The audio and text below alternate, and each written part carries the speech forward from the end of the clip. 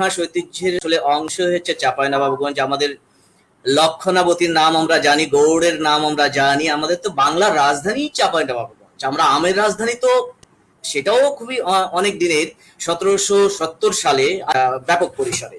সুতরাং আমাদের রাজধানী এবং ফজলি আমের যেটা বিষয় নয়, বাংলাদেশে যত আম উৎপাদিত হতো একসময় 80% আমই কিন্তু চাঁপাইনবাবগঞ্জে, এবং 300 থেকে 350 জাতের আম উৎপাদিত হয় চাঁপাইনবাবগঞ্জে। আর ফজলি আমের যে প্রকারভেদ, নাক ফজলি, সুরমা ফজলি, কত ধরনের ফজলি আছে, এগুলো আম গাছের বয়স 150 বছরের আরো বেশি আছে, কোন কোন জায়গায় হয়তো আমি জানি না। রাজশাহীর গাছের আমের বয়স কত, 50 বছর হয়তো হবে না।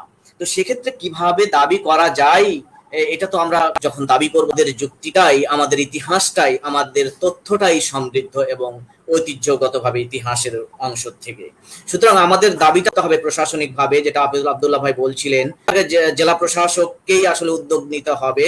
এবং আমাদের 3টা মাধ্যম, আমরা যদি বলি গণমাধ্যম, আমরা যদি বলি জনগণ এবং প্রশাসন, এর সাথে রাজনীতি, এগুলোর সমন্বয় করে আমরা যারা লেখালেখি করি তাদেরকে তো লেখালেখির মাধ্যমে এটার পক্ষে একটা জনমত গড়ে তুলতে হবে, প্রশাসনের কাছে অ্যাডভোকেসি করতে হবে, সেই জায়গাটা তো আছে। এর সাথে সাথে প্রশাসন এবং রাজনীতিবিদদের একটা বড় ভূমিকা রয়েছে, এবং স্থানীয়ভাবে যারা এমপি আছেন এবং জেলা প্রশাসন আছেন, তাদের মাধ্যমে আসলে আমাদের এগিয়ে যেতে হবে।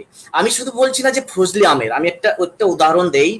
ইউনেস্কোর একটা আর্টিকেল দেখেছিলাম, জাহাঙ্গীরনগর বিশ্ববিদ্যালয়ের এক শিক্ষক লিখেছিলেন, সেখানে গম্ভীরাকে আসলে নওগাঁয় যেটার উৎপত্তি হচ্ছে, এ ধরনের একটা কথা বলেছিলেন। আমি কিন্তু এই বিষয়টা অনেক আগেই আমাদের চাঁপাইনবাবগঞ্জের একটা প্রোগ্রামে আমি এই বিষয়টা অনেকের দৃষ্টি আকর্ষণ করেছিলাম। শুধু ফজলি আম না, অনেক বিষয় কিন্তু চাঁপাইনবাবগঞ্জে চলে যেতে পারে, আশঙ্কা আমরা করতে পারি। কারণ আমরা একটু পিছিয়ে পড়া, আমরা একটু লেখালেখির দিক দিয়ে হয়তো পিছিয়ে আছি, আমরা হয়তো এটাকে প্রমোট করার দিক থেকে পিছিয়ে আছি, অ্যাডভোকেসির দিক থেকে পিছিয়ে আছি।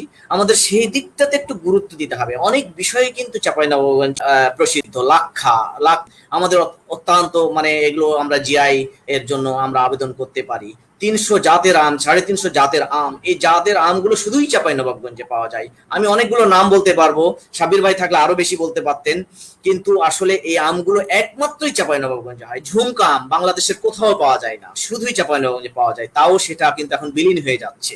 হ্যাঁ, এই ধরনের কিছু আম আছে, সেগুলোর দিক থেকে আমি মনে করি আমার একটা আর্টিকেল যাচ্ছে, অনেক বড় আর্টিকেল যাচ্ছে প্রথম আলোতে, আজকালের মধ্যে পাবলিশড হবে। আমি কিন্তু জানতাম না যে জিআই এর ক্ষেত্রে এই ফজলি আমের জিআই চলে যাচ্ছে।